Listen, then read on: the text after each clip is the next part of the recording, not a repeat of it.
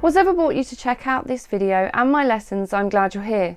I sincerely hope that the videos created and provided by me will help you with the English course you are studying for at school, or will generally help you develop essay writing skills for a variety of humanities and social science subjects.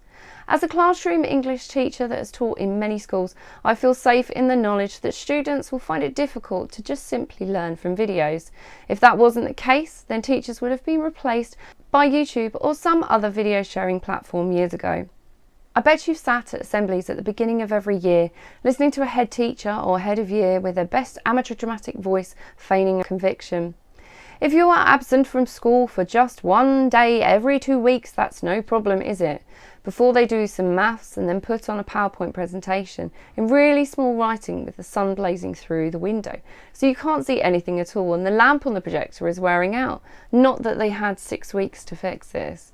That this is not true, and that by having one day off every 2 weeks means that you miss a whole decade of school and you're all going to die.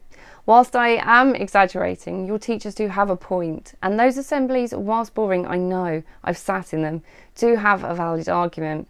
If you are not in the classroom, it is much more difficult to learn because the teacher and your peers can't help you understand through questioning or check that what you're doing is correct. That, I hope, is where I come in.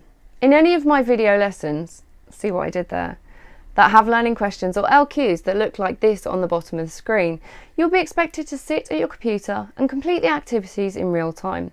This way you'll be completing work much like how you would in a classroom.